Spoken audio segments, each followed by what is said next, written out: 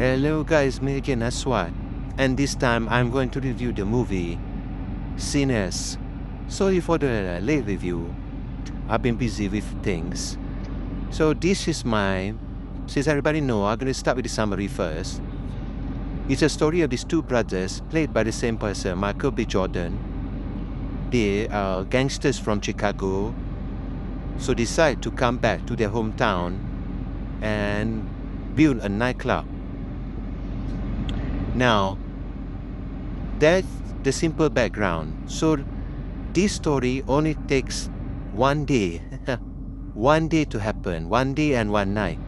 So during the day, they are trying to get everybody to work for them, and then they buy the place. And at night, the second version, which is like the vampire started to show up because it's at night. So only take one day and one night. Now, I'm sure everybody heard about the good things. I'm just barely touching it. The cinematography is good. The acting is great. Hailey Steinfeld is a good white girl. She plays a person with a mixed background. And they come back to this town. This is the vampire. You can see the vampire here. So they come back to this town. They want to build this nightclub to start fresh.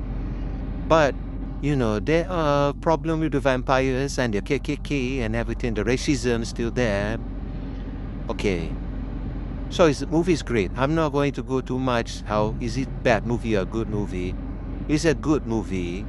But it's actually, I heard they are not making a lot of money. Maybe because they are focusing too much on the black people and not focusing on white. But that's the whole point of the movie. Okay, there's another big point in this movie that I want to highlight. It's about a duality in the messaging. The duality in the message, I don't know whether it's coincidence or the director intended to be the duality. Okay, the duality in the message is the music. So anybody who's seen this movie, you heard the reviews, they say the music is fantastic. They play a lot of blues, a lot of guitars, jazz. But the message of the movie also is that the music attracts the vampires. Even the vampires said they came here because one of the musician performing in the nightclub is what they attracted to. They just want him. So there's a message in there. The message, the director even saying it. When he plays the music, this musician play the music, somehow the universe can like time travel, you know. Some kind of magic happens. And of course, there's a lot of evil also happening. So this boy, Sammy, could be like, it's like the message of how music can have supernatural effects. And especially in this matter, it also brought the downfall of the brothers and also the club. That's why I said duality. At one hand, the movie is saying, wow, look at the music. The music is beautiful. Music is can transport you to time. The message is there. But also the message, look at the music, and the music can also bring the devil and bring the evil into your life and to your community. And the director gives like equal chance for both sides. And that's I like, because there's also a priest. The Sammy is actually a son of a preacher. And the father is saying that music is dangerous. The father is saying music is dangerous, it's the devil's tool. And then, at the same time, of course, I said that now it attracts the vampire, and the vampire admits it.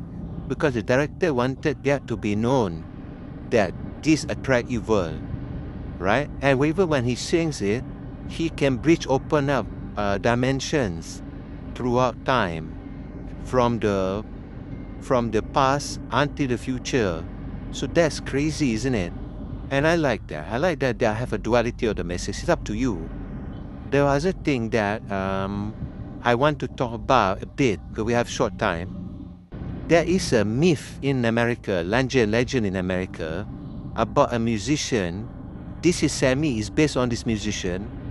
This musician made a deal with the devil to be famous forever and so he made a deal with the devil, and the devil claimed back whatever the nila, but so the soul is not at rest. So there is a myth that in American legend about musician making a deal with the devil.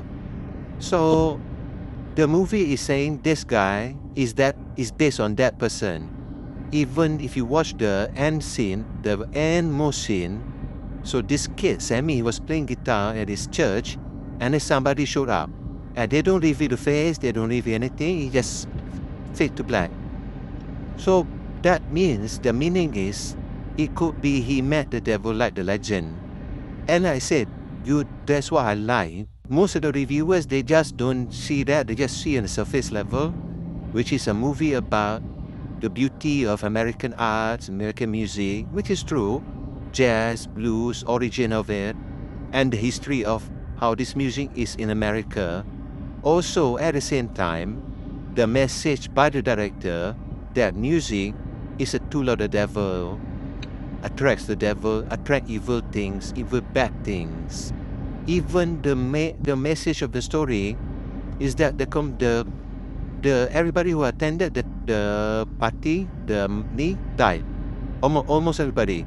They died or turned into vampires.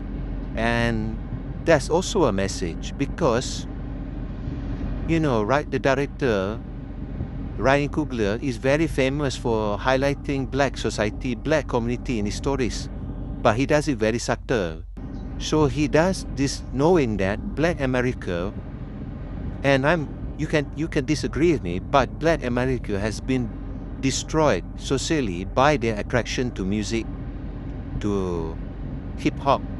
Hip-hop culture, gangster culture has only destroyed black culture, black society. You cannot, and then you see people like Kanye talking about how he's controlled by the industry, by the Jews, even though if it's wrong, but that's what he's thinking, that American music industry is not controlled by the blacks. They are just the performers. The industry is controlled by mostly Jews. I'm not being racist here, but that's a fact. And that's why I think Ryan Coogler is sending the message that music is only attracting the devil. And the devil in this story is a white people, is this guy, Irish guy, which equates with black people. Black people music has always attracted the Jewish producers in Hollywood. They're not white.